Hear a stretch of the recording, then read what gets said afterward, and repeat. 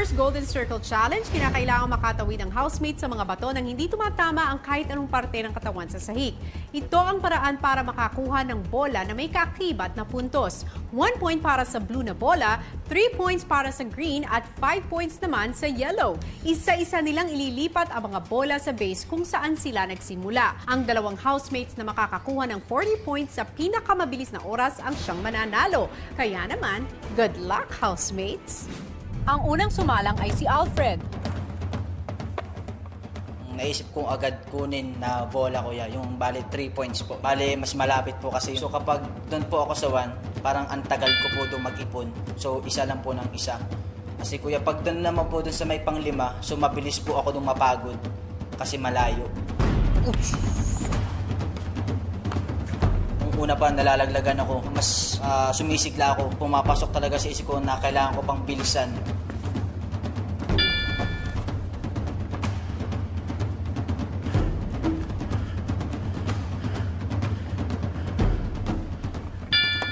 Sunod na sumubok ay si Shoichi.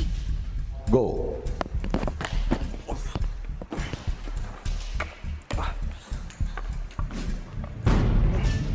Nakalagay ba? Oops! Hirap. Sobrang liit po ng yung panlagayan. Nahuhulog po agad yung bola. Okay. Okay. Naiinis po ako sa sarili ko. Siyempre, kuya, nakakailan beses na po ako natapunan po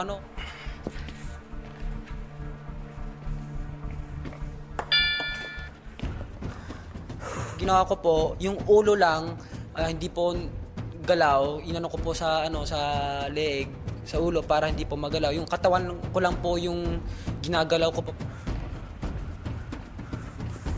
Kung natagalan bago makahanap ng diskarte si Shoichi, ang sumunod na sumubok na si MJ naman.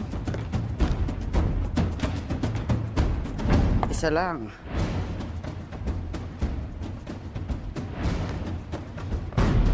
Ay!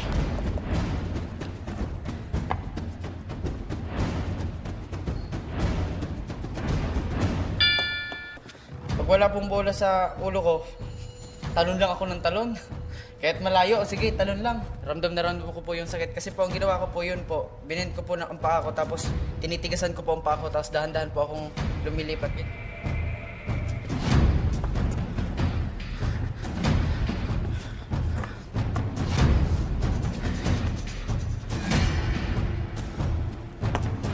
Maya-maya pa si Jem naman ang sumalang.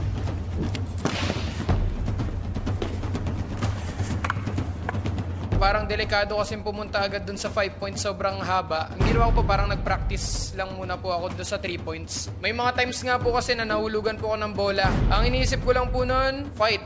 Yun lang po, balik.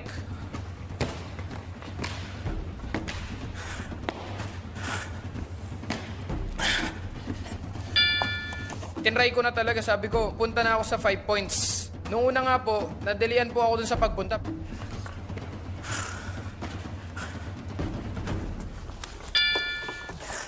At pagdating ng oras na si Batit na ang sasalang,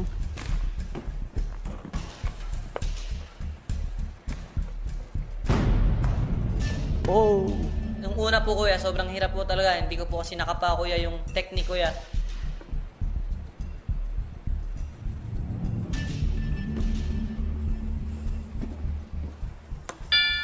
Nice one.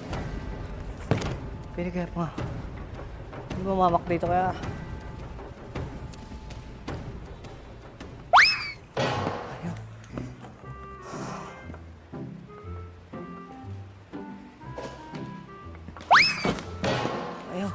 Akala ko po kasi kuya, pag ginawa ko po yun matutulak ko po yung bola ba, gamit yung ganun. Pero hindi po pala effective, kaya iniba ko na po. Nice one.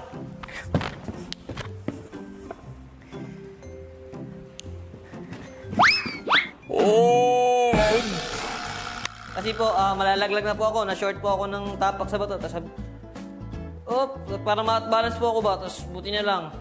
kung may kakaibang teknik si Batit, ang susunod maglalaro naman na si Tan.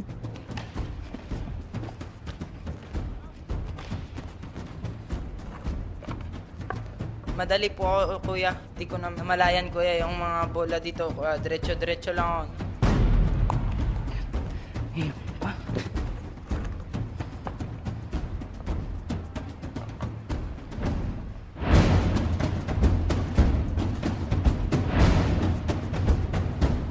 Dapat kapag makakuha ng bola, dapat moderate lang yung speed.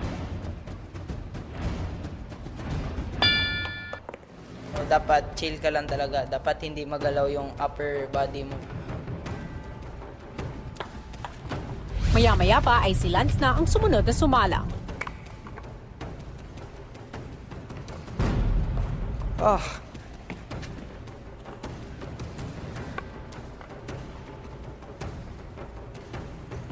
Oh, hapit na.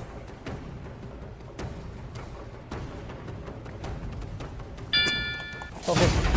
I use the one step lang. Iniingatan ko po talaga yung sarili ko. So yun po yung isa kong strategy. Please, stop moving.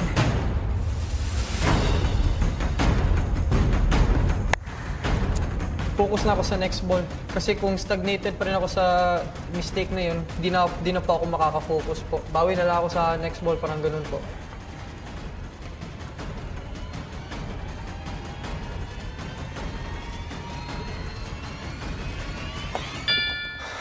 Sino nga kaya ang makakakuha ng